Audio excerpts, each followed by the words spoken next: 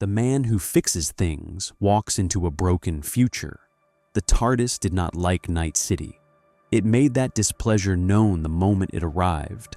Engines stuttering, time rotor hitching like a heart-skipping beats it could not afford to miss. The familiar hum warping into a sound closer to a warning growl. The blue box materialized, not with its usual wheezing confidence, but with a harsh metallic shriek, as though space-time itself were scraping against the hull in protest. The doctor staggered as the ship lurched, grabbing the console just in time to avoid being thrown to the floor. Warning lights flared across the panels, amber and crimson, and shades that did not exist in any normal spectrum, reflections dancing across his face as the ship fought to stabilize. "Oh no," he muttered, already knowing. "No, no, no, no, no. You've done this before, haven't you?" The TARDIS answered with a low, wounded groan. This wasn't temporal turbulence. This wasn't a bad landing. This was rejection. Reality outside the ship was dense, too dense. Time pressed inward instead of flowing forward, thick and sluggish, like it had been polluted, cut with something artificial. The doctor felt it in his bones, in the delicate internal sense that had warned him of collapsing timelines and dying stars more times than he could count. "Right," he said softly, patting the console like a frightened animal.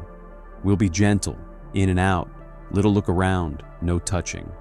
The ship did not sound convinced. With a final shudder, the TARDIS locked into place.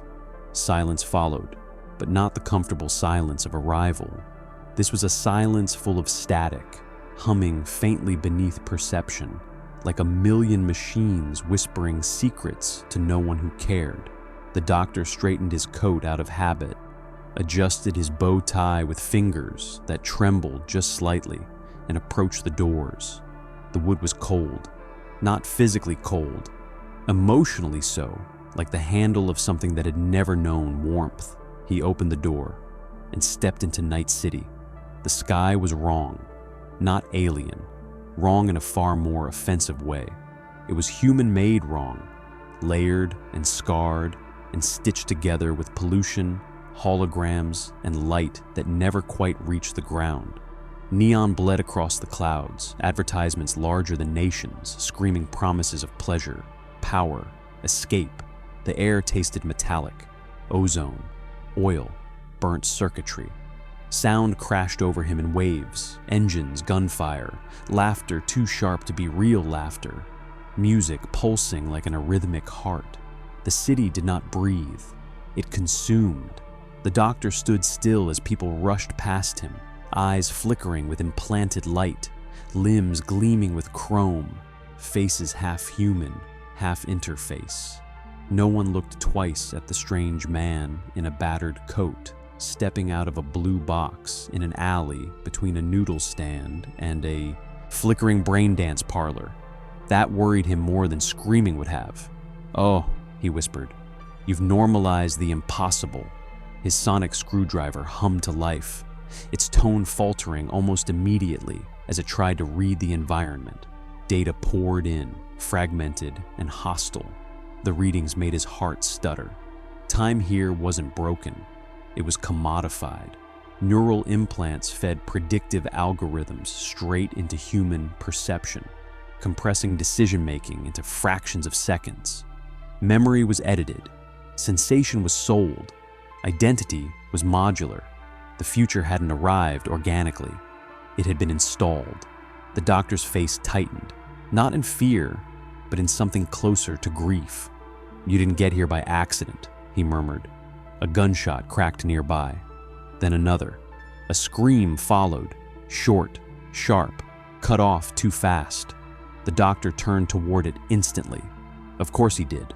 The alley opened into a wider street, bathed in harsh neon and emergency lights. A man lay on the ground clutching his side, blood pooling beneath him, glowing faintly where it mixed with synthetic implants. 3 others stood over him, weapons raised, faces masked by optics that tracked threat levels and profit margins simultaneously. One of them laughed. The doctor stepped forward. "Excuse me," he said, voice carrying surprisingly well through the noise. "I'm terribly sorry to interrupt, but this seems like one of those moments where everyone involved is about to make a decision they'll regret." They turned slowly. Optics flickered as systems tried and failed to identify him as a threat. The man with the gun scoffed. "You lost, old man?" The doctor looked down at the bleeding man, then back up. "No," he said softly. "You are." The shooter raised his weapon. The doctor moved faster than anyone expected, not toward the gun, but toward the space between moments. He slapped the sonic screwdriver against the weapon just as it fired. The shot went wide, shattering a holo sign instead of a skull. The gun sparked violently and died, its smart system screaming error codes. "What?" the man started. The doctor didn't shout. He never did. "Listen to me," he said, and something in his voice cut through the implants, the adrenaline, the city noise. "This isn't bravery. This isn't strength. This is what happens when a system convinces you that killing is cheaper than caring." For a heartbeat, they hesitated. That heartbeat saved a life. Sirens wailed in the distance. Not police, corporate security, their sound sharper, more final. The attackers ran. The doctor knelt beside the wounded man immediately, hands already working, sonic humming as it stabilized bleeding, slowed systems, whispered medical instructions no human tech could fully understand. "Stay with me," he said gently. "You're not done yet." The man looked up at him, eyes flickering with fear and disbelief. "Why?" he gasped. "You don't know me." The doctor smiled sadly. "That's never mattered." Later, minutes or hours, it was hard to tell in a city that never truly slept. The doctor stood alone again, watching security drones sweep the street clean, erasing evidence, resetting the narrative. He felt it then. The city wasn't hostile in the way of monsters or empires. It was indifferent. Suffering here wasn't a crisis. It was infrastructure. The doctor leaned against the TARDIS, exhaustion settling into his bones far faster than it should have. "This place," he whispered, "this place doesn't need saving." The TARDIS hummed quietly behind him. "No," he corrected himself, "that's not true." He looked out at Night City, at the chrome, the lights, the endless noise masking endless pain. It needs reminding. Somewhere deep in the city, systems logged anomalies, an unregistered individual, non-lethal interference, unpredictable behavior. Night City noticed him, and the doctor, wanderer, healer, walking refusal, felt the future coil around him like a warning. Because kindness here was not neutral, it was subversive, and in a world that sold souls by the hour, a man who fixed things with words was about to become very, very dangerous. A future that sells its soul by the hour. The doctor did not sleep. Night City did not permit it. Even inside the TARDIS, doors closed, shields raised, systems humming defensively, the city bled through. Sound leaked in like radiation. Bass vibrations crawled through the dimensional buffers. Data pings brushed against the hull like insects seeking warmth. The TARDIS shifted uneasily, its interior lights dimming and brightening without command. "I know," the doctor murmured, resting a hand against the console. "I feel it too." This place wasn't just technologically advanced, it was spiritually hollowed out. Time here had not been allowed to grow naturally. It had been compressed, accelerated, monetized, and injected directly into human nervous systems. The future wasn't arriving one day at a time. It was being force-fed in violent bursts, burning out minds and bodies faster than evolution could compensate. The doctor pulled a long coat tighter around himself and stepped back outside. Night City greeted him with indifference. People streamed past, eyes half elsewhere, attention divided between physical space and augmented overlays only they could see. Their gazes flicked and snapped with inhuman precision, guided by implants whispering probabilities, threat assessments, optimized responses. Human beings had become predictive engines. The doctor hated that more than he could articulate. He walked. That was how he always began, on foot, listening. He passed a brain dance, studio advertising memories of happiness that no longer existed naturally. A clinic offering personality rewrites on subscription. A child arguing with an AI debt collector that spoke in a voice designed to sound sympathetic while extracting everything it could. Everywhere, people were being translated into data, and data, unlike people, could be owned. The first fixer noticed him before the corporations did. They always did. Fixers lived in the cracks, places where money changed hands quietly, where violence was scheduled like maintenance. The doctor felt the attention settle on him long before the message arrived, a ping sliding into his borrowed device with unsettling smoothness. Unknown operative, non-augmented, interference noted. The doctor sighed. Oh, this again. He followed the coordinates, not because it was safe, but because it was inevitable. The meeting took place in a half-collapsed megastructure overlooking a district that glowed sickly green from chemical runoff. The fixer waited in shadow, face obscured by projected avatars that cycled expressions automatically. "You don't belong here," the fixer said. The doctor tilted his head. "Funny, everyone keeps saying that. You're disrupting contracts, bad for business." The doctor clasped his hands behind his back. "I stopped 3 people from being murdered last night. That's not disruption. That's maintenance."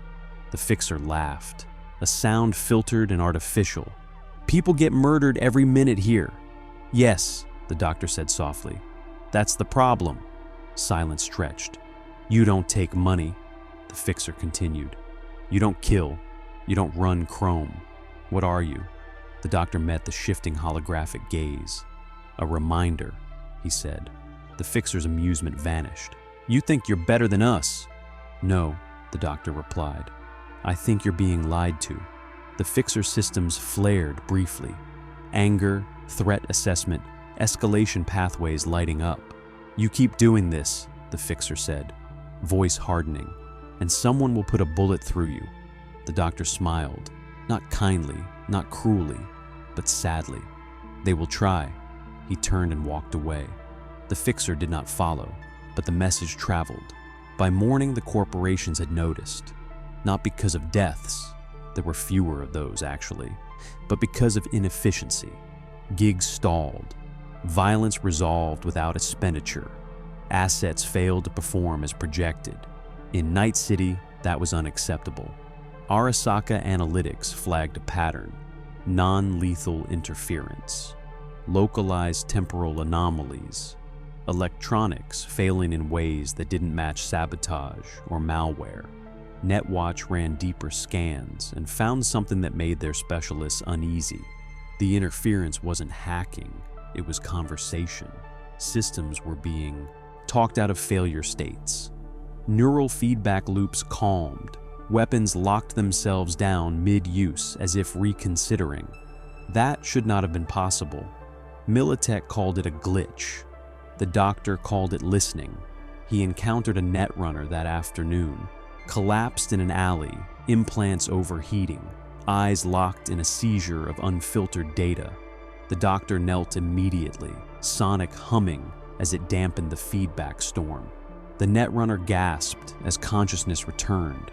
"Don't jack back in," the doctor warned gently. "They'll kill me," the runner whispered. "Who?" "The job, the system, the city." The doctor hesitated. This was the question, wasn't it? How do you save people when the environment itself is the predator? He adjusted a setting, severing the runner's neural link completely. The implants powered down with a soft, almost relieved sigh. The runner stared at him in horror. "What did you do?" "I disconnected you." "I need it." The doctor met their gaze. "No," he said. "You were being eaten." Sirens approached. The doctor stepped back. "You'll feel slower now," he said. "You'll feel scared. You'll feel human again." He paused. "That's not a downgrade." And he was gone. Night City reacted the way it always did to threats it didn't understand. It categorized him. Unregistered individual non-lethal pattern. Ideological risk fixers adjusted prices. Mercenaries sharpened interest. Corporations began planning containment. The doctor felt it like pressure building behind the eyes. This future was not ruled by tyrants or monsters. It was ruled by incentives. And incentives were harder to fight than armies. That night, standing on a rooftop overlooking the endless sprawl, the doctor finally allowed himself a moment of stillness. The city glittered like a jewel carved from suffering. "Who told you this was the best you could do?" he whispered. The wind carried no answer, but somewhere deep in Night City's systems, something paused. A fraction of a second longer than expected. A delay in a kill command, a hesitation in a payment authorization, a moment where the machine failed to choose cruelty. The doctor felt it, a hairline crack. And cracks, he knew, were how light got in. But cracks also drew attention, and Night City was beginning to look directly at him now. Kindness as a threat. Vector Night City did not panic. It calculated. That was the mistake most outsiders made, assuming chaos ruled this place. Chaos was inefficient. Chaos wasted profit. Night City preferred systems that appeared anarchic while functioning with ruthless precision beneath the surface. And now, something was interfering with those systems. The doctor felt it the way one feels pressure before a storm. Subtle shifts in the air, a tightening of probability. People watched him longer. Drones hovered a little lower. Conversations stopped a beat too late when he passed. He had become a variable, and variables were unacceptable. The first mercenary found him in Japantown, not with violence, yet, but with curiosity. She leaned against a rail overlooking a rain-soaked plaza, chrome eyes glowing faintly as predictive overlays danced across her vision. No weapon drawn. No threat posture, just assessment. "You're hard to price," she said, without preamble. The doctor turned, hands in his coat pockets. "I don't charge. That's not what I meant." She studied him like a puzzle that refused to resolve. No implants. No visible augmentations. No cybernetic signature at all. "That thing you do," she continued. "Talking people out of dying. Systems out of killing. That's not normal." The doctor smiled faintly. "Neither is this place." She snorted. "Fair." A pause. "You know what they're calling you now?" she asked. The doctor raised an eyebrow. "I'm almost afraid." "Threat vector," she said. "Ideological. That scares them more than guns." "Yes," the doctor said quietly. "It should." Her optics flickered. Something like hesitation. "They'll come for you," she said. "Not like they do for everyone else." "I know. You could leave." The doctor looked out over the city, over the lights, the noise, the quiet despair humming underneath it all. "Yes," he agreed. "I could." He didn't. The mercenary watched him walk away, something unsettled crawling beneath her professionalism. She did not take the contract when it came. That, too, was noted. Arasaka convened a silent board. No shouting, no threats, just data. Graphs showed reduced violence in microzones correlated with the doctor's presence, reduced fatalities, reduced expenditure, reduced predictability. That last metric glowed red. "He is not destabilizing infrastructure," an analyst said. "He is destabilizing behavior." Another added, "People hesitate around him." Silence followed. Hesitation was the enemy. Netwatch ran deeper simulations. They mapped the doctor's interventions not as actions, but as conversations.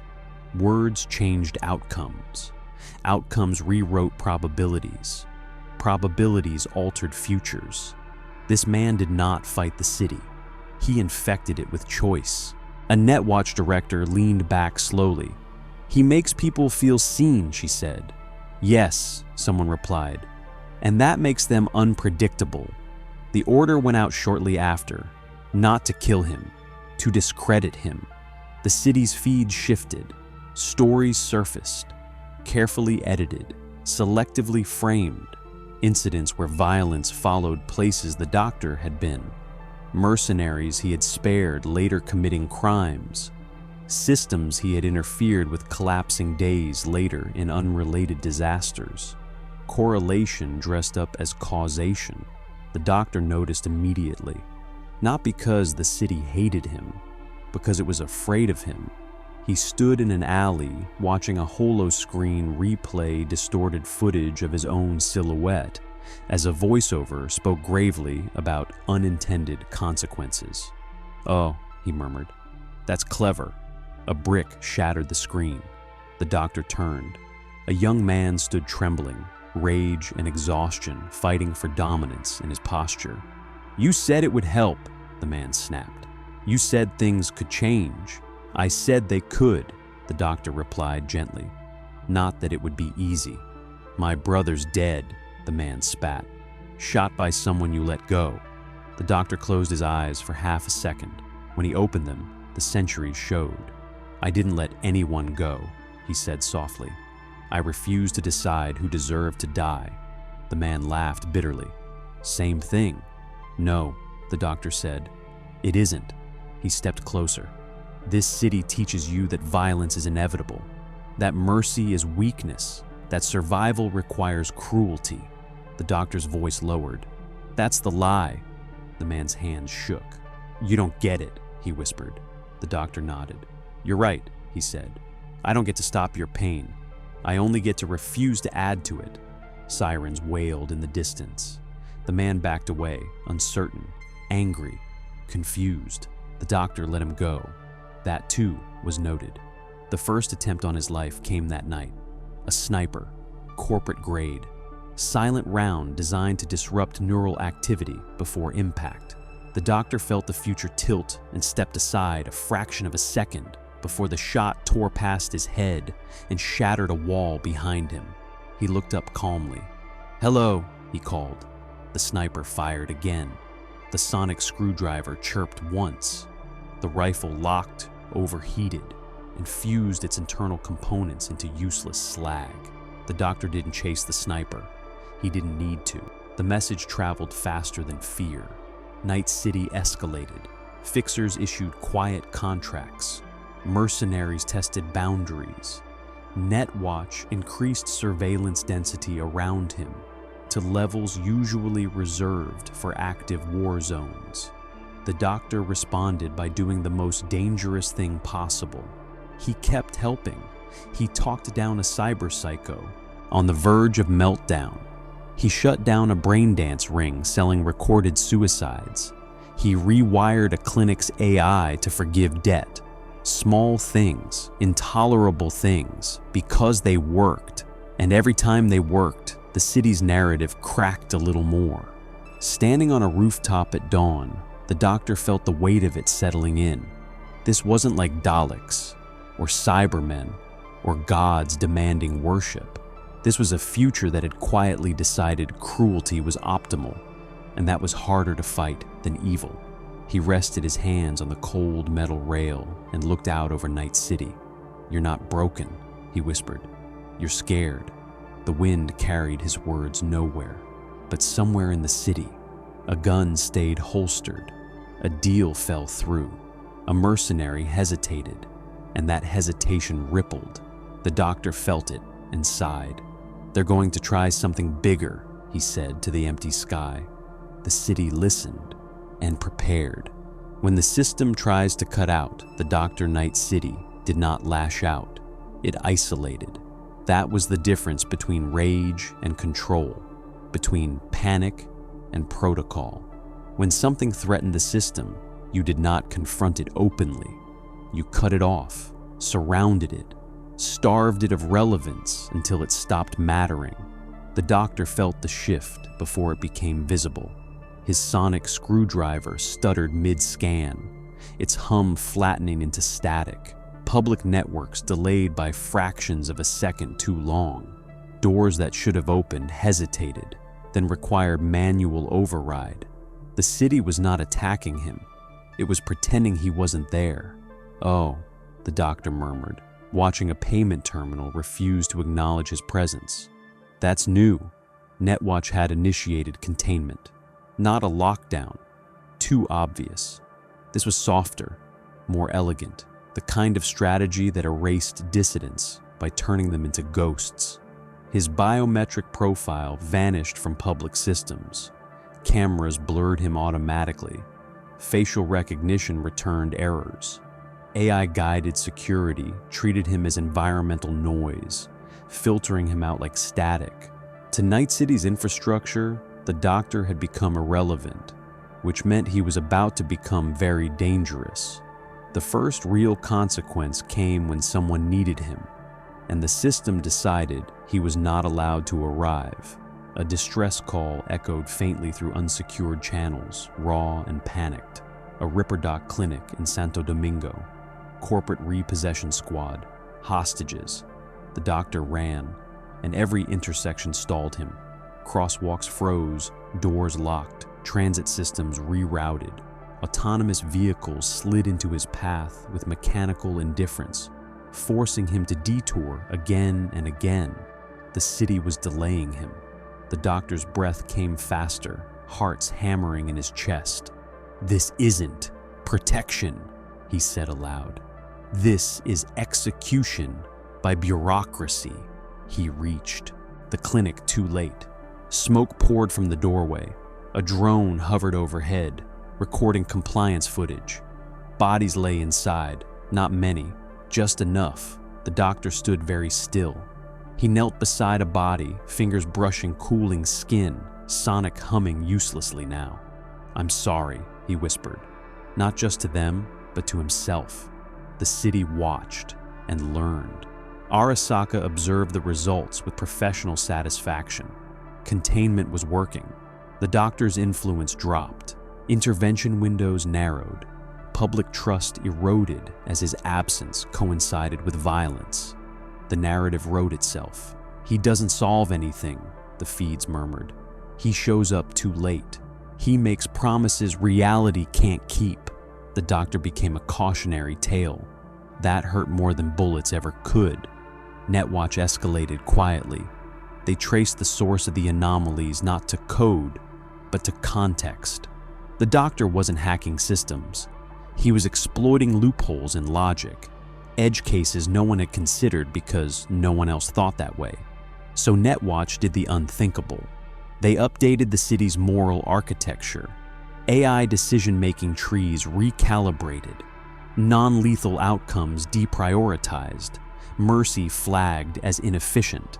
Hesitation marked as system failure. Compassion was reclassified as a bug. The doctor noticed immediately. He felt it in the way conversations ended sooner, in the way people's eyes slid past each other, in the way a frightened man reached for a gun where yesterday he might have run. "Ah," the doctor said softly, dread settling into his bones. "You're teaching it to stop listening." That night, they tried to erase him properly. A Netwatch kill switch, experimental, classified, illegal in 6 jurisdictions that no longer mattered. A citywide signal designed to overload non-registered neurological patterns, scrambling perception, inducing disorientation, collapse. It was subtle. It hit him mid-step. The world lurched sideways, colors smeared, sound fractured into meaningless shards. The doctor staggered, grabbing a wall as nausea surged violently. "Not nice," he gasped.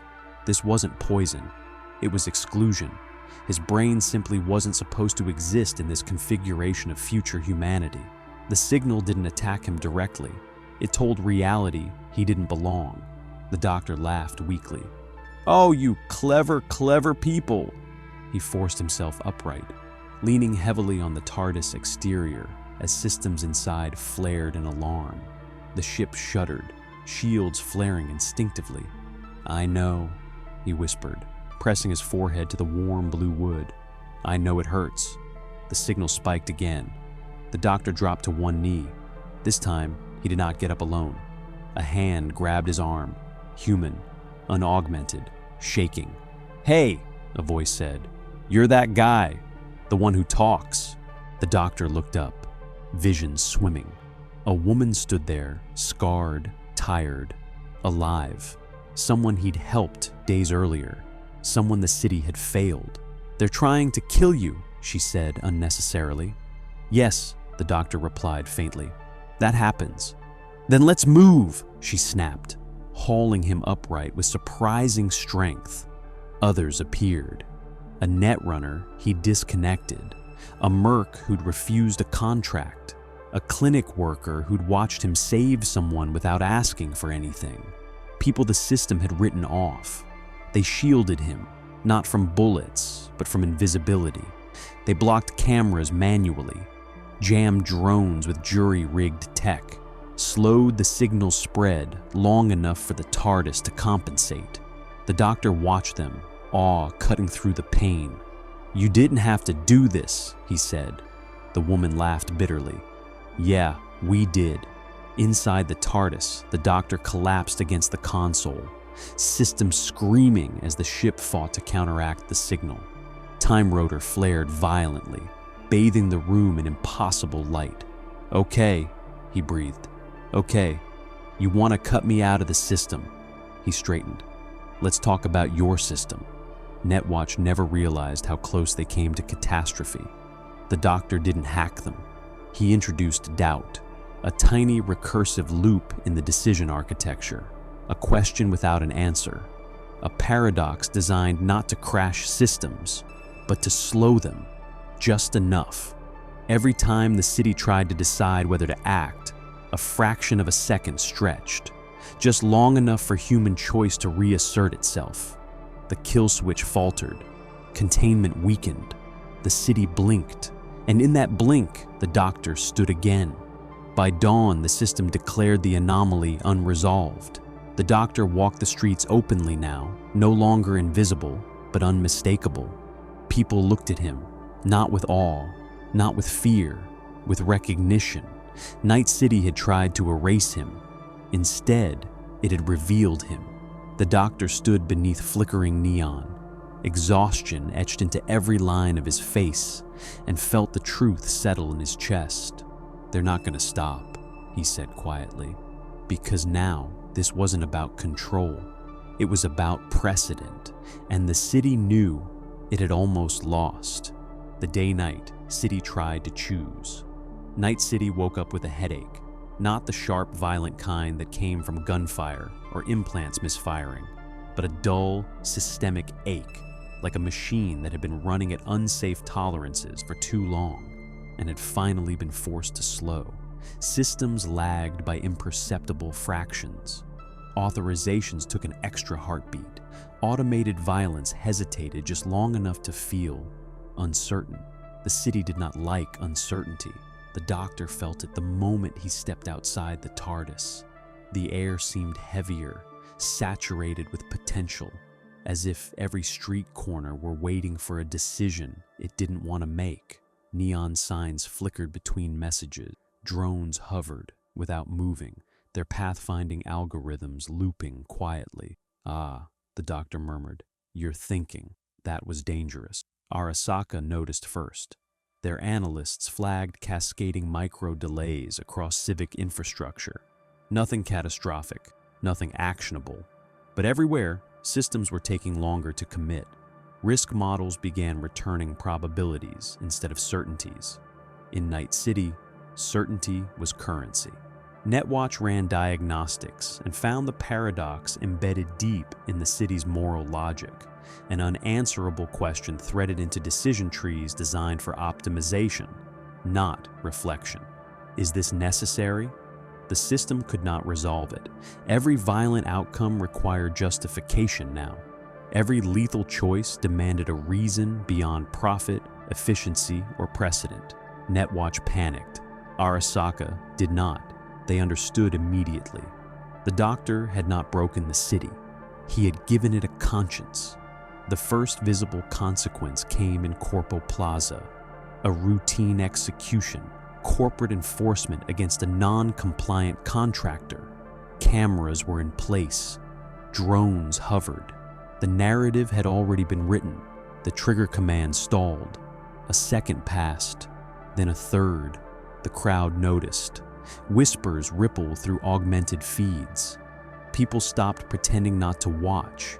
The executor, an armored corporate operative, hesitated, finger hovering over the trigger as his optics flickered with error prompts. Justification required. He lowered the weapon slightly. That moment changed everything. The doctor stood at the edge of the plaza, coat fluttering in the artificial wind, watching the future wobble. He did not intervene. He did not speak. This wasn't his decision. It never could be. The operative looked around, at the cameras, the drones, the watching crowd, at a city that had always demanded obedience and now, inexplicably, asked why. He stepped back. The contractor collapsed to their knees, alive, shaking, stunned by survival. The crowd exhaled as one. The city felt it. Night City did not riot. It stalled. Deals fell through. Kill orders were delayed. Mercenaries hesitated mid-contract, waiting for systems to resolve errors that never quite did. Fixers screamed at broken interfaces that refused to prioritize lethal outcomes without contextual reasoning. People began to notice the pauses. And in those pauses, something ancient crept back in: choice. The doctor walked through districts that day without hiding. People recognized him now, not as a hero, not as a savior, but as the man who had made the city stop. Some glared, some nodded, some wept quietly in doorways where violence had always been inevitable before. A child tugged on his coat. "Are you the reason my mom came home last night?" she asked. The doctor swallowed. "I helped," he said. "She did the rest." The child smiled and ran off. The doctor stood there long after, eyes burning. Arasaka moved to end it, not with guns, with narrative. They unleashed a citywide broadcast, slick, authoritative, calm. Executives spoke of instability, of threats to security, of the dangers of hesitation in a hostile world. Violence, they argued, was tragic but necessary. Efficiency was survival. The doctor watched from a crowded street as faces around him flickered between feeds and reality. "They're afraid," he said softly. The TARDIS hummed behind him. "Yes," he continued. "Good." Netwatch attempted to purge the paradox. They failed. The question had spread, replicated not as code, but as behavior. Humans asked it now, in boardrooms, in back alleys, in the split second before pulling a trigger. You couldn't delete that. You could only drown it in blood, and that option was no longer guaranteed. As night fell, the city held its breath. Violence did not stop, but it slowed. And in a system built on constant acceleration, slowing was catastrophic. The doctor stood atop a tower overlooking Night City, lights stretching to the horizon like a field of wounded stars. "I can't save you," he whispered. "Not completely. Not the way you want." He closed his eyes. "But you can save yourselves."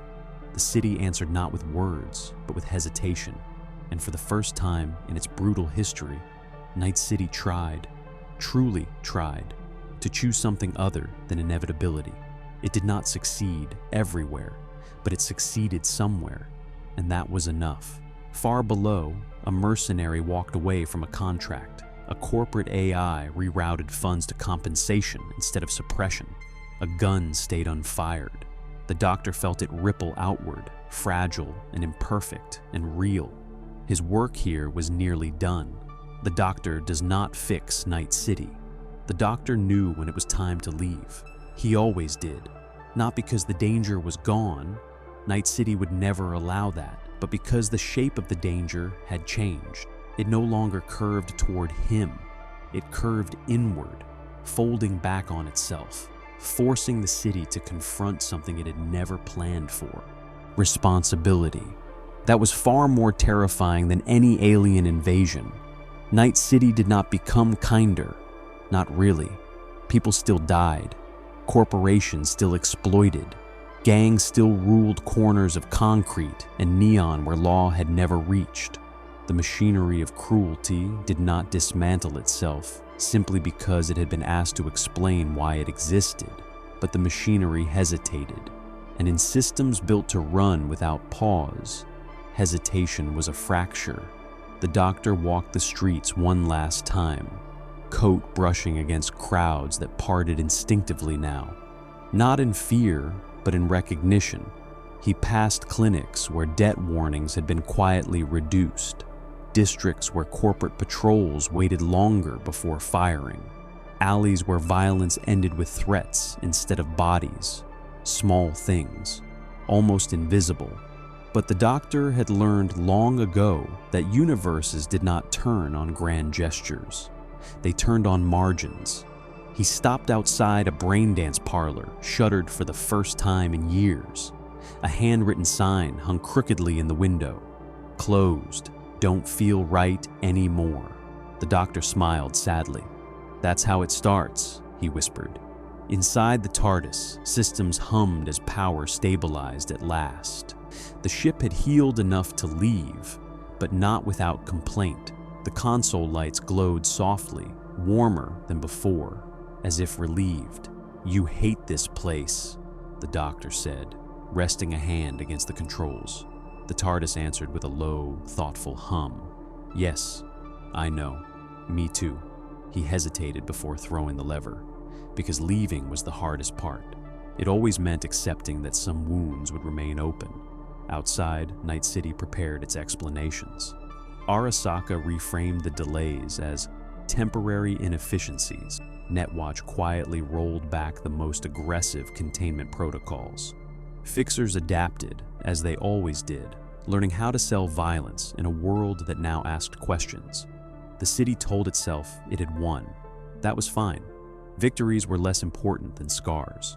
The doctor stepped out one last time, not to intervene, not to save, just to look. He stood on a rooftop overlooking the sprawl. Endless light, endless noise, endless human striving, twisted into something sharp and hungry. The sky glowed artificial, polluted, beautiful in its own broken way. This is where you are, he said softly. Not where you're meant to be. The wind carried his words nowhere. That was fine too. A figure approached behind him, the mercenary from before, the one who had hesitated, chrome still gleaming, weapon still holstered. They're saying you're leaving, she said. Yes. You could stay, she offered. People listen to you. The doctor turned, eyes tired and kind. That's exactly why I can't, she frowned. You think this sticks? What you did? The doctor considered. The city below. No, he said, honestly. Not all of it. Maybe not even most of it. She laughed bitterly. Then what was the point? The doctor smiled. Not brightly, but truly. The point, he said, is that the next time the system tells you there's no choice, you'll remember that it hesitated. She looked away. He left her with that. The TARDIS engines began their familiar rise and fall. The sound cut through the city noise in a way that felt almost gentle. As the blue box faded, something subtle happened. Not everywhere, just in places that mattered. A corporate AI archived a lethal protocol instead of executing it. A fixer rewrote a contract clause to allow mercy. A person paused, thought, and chose differently. Not because of the doctor, because of themselves. The TARDIS vanished. Night City remained, bruised, scarred, still dangerous, but no longer unquestioned, and deep in its systems, buried beneath layers of profit algorithms and suppression protocols, a question continued to echo, impossible to delete, impossible to answer away. Is this necessary? The city would spend years trying to drown it out. It would fail, because once a future learns, it can choose. It never entirely forgets. Somewhere in the vortex, the doctor leaned against the console, exhausted, eyes closed. Well, he said quietly, that was awful. The TARDIS hummed, affectionate and tired. Yes, he agreed, but it mattered. And for the doctor, that was always enough. Part 7, The future remembers him anyway. Time passed. Night City pretended it hadn't. That was one of its greatest talents. Absorbing disruption, smoothing over fractures, repainting scars until they looked like design choices. New ads replaced old ones. New executives spoke with the same voices. Violence resumed its rhythm, steady and profitable. And yet, something refused to settle. Weeks after the blue box vanished, NetWatch flagged an anomaly they could not isolate. Decision latency persisted, not everywhere, not consistently, but often enough to matter. Kill orders stalled. Autonomous weapons demanded secondary confirmation. Predictive policing AIs returned confidence values instead of directives, flooding operators with uncertainty they were never trained to handle. The question remained, not as text, not as code, as behavior. A mercenary stood in a rain-soaked alley, weapon trained on a trembling target. The payout was clean, the justification airtight. The city expected the outcome. The merc hesitated, not because of fear, because unbidden, a thought surfaced, uninvited and unwelcome. Is this necessary? The merc cursed, lowered the gun, and walked away. Later, they would tell themselves it was exhaustion, bad timing, a glitch in their optics. But the question stayed. In a corporate boardroom, 50 stories above the street, an executive paused mid-sentence. A cost-benefit projection hovered in the air, violence highlighted as the optimal solution. The executive frowned. "Run it again," they said. The model returned the same answer. The executive hesitated anyway. They approved a non-lethal alternative. No one could quite explain why. In a clinic on the edge of Santo Domingo, a doctor rewrote an AI's directive manually, risking their job. The AI protested. Profit margins dropped. The doctor did it anyway. They slept better that night. Night City did not become good. It became contested. And that was worse for the people who believed the future belonged to them. Arasaka buried the incident deep. Officially, the anomaly never existed. Internally, contingency plans were rewritten. Psychological warfare divisions expanded. Entire departments were devoted to identifying ideological threats before they could metastasize. New protocols were added. Watch for patterns of unprofitable empathy. They never found the source, because the source was gone. Somewhere far away, beyond timelines and broken futures, the doctor stood at the TARDIS console, staring at a star that hadn't been born yet. He looked older, not physically, never that, but in the way one does after choosing to walk away from something unfinished. "You'll backslide," he said quietly, speaking to no one and everyone. "I know you will," the TARDIS hummed, patient. "But you'll remember too." He adjusted a dial, hands steady. "That's the danger of meeting me," he added. "I don't fix things," he smiled faintly. "I make them harder to ignore." Back in Night City, years later, someone would tell a story, not about a hero, not about a savior, about a strange man in a coat who talked instead of fought, who refused payment, who looked at the city like it was sick instead of evil. Most would dismiss it as a myth, a coping narrative. But sometimes, just sometimes, when a system stalled, when violence hesitated, when a future briefly considered mercy, someone would remember, and the city would feel it again, that faint, unbearable pressure, the weight of choice. Night City survived, but it was never quite the same, because once, very briefly, a man who fixed things with words walked through its streets and proved that inevitability was a lie.